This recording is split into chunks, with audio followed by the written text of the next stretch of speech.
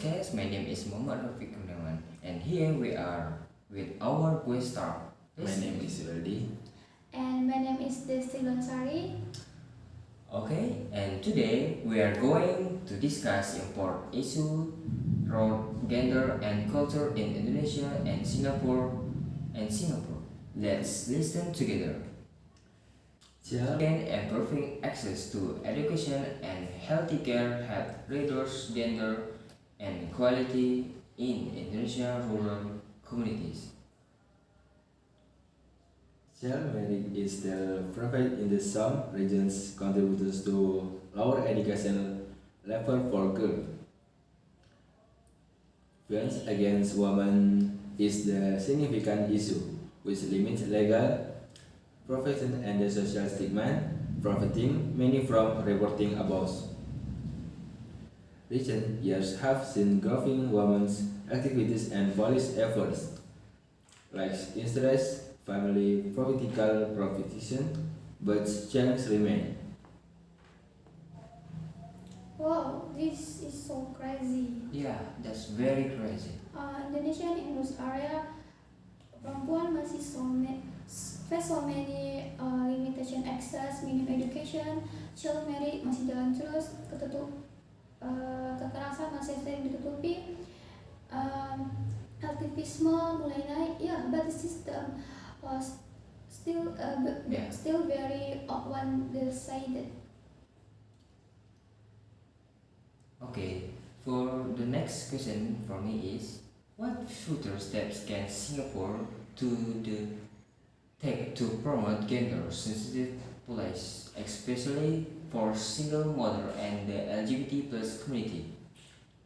Gender equality is rapidly high in the rise, like education and equality, that's wealth, and underrepresented in leadership parents. Work-life balance and the social expectancy around mother and children still disproportionately affect women. Singapore has state rights and anti-discrimination laws, but activities continue to pass for the gender-sensitive policy and the set as standard support for single mother and the LGBT rights. Wow, it's so very different from Indonesia. Yeah, that's very different. Singapore looks gender equal on the surface. Tapi perempuan masih berbanding peran ganda, upah beda, and talking about sensitive issues. Often setelah the name of family.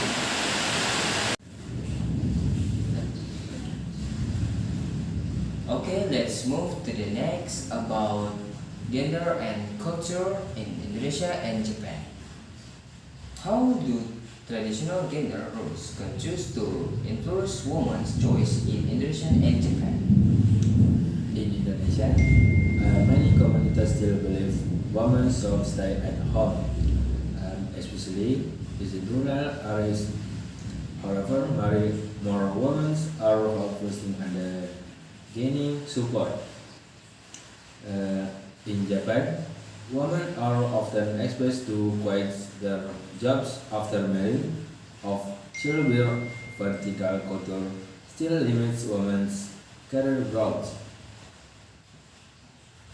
Wow, this makes I think about Indonesia and Japan. They very different. Some of punctuality, queuing, dining, Yeah, that's right. etiquette, cleanliness, and greeting.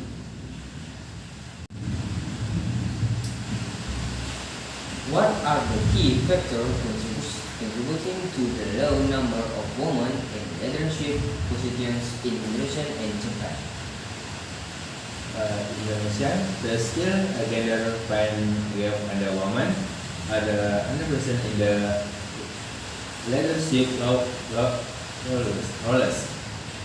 In Japan, despite being in the advanced economy, Japan and the high gender In professional settings, women rarely did hold high-ranking position in the companies. This is a very bombastic statement. From gender domination, perempuan masih parkir di rumah, but Japan after marriage career are top and pushed up. Nomor two, dunia kerja Indonesia lupa beda, posisi atas jarang buat cewek, sedangkan Japan negara maju tapi gender gapnya parah. How do media driven beauty standards in Indonesia and Japan impact women's self-esteem and social experiences? In Indonesia, the media promotes changing beauty standards for skin, same body, which affects women's self-esteem.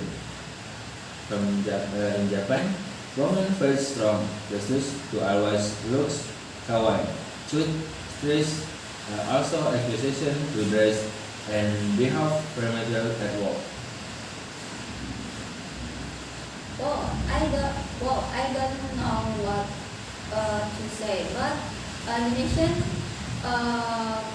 beauty must white,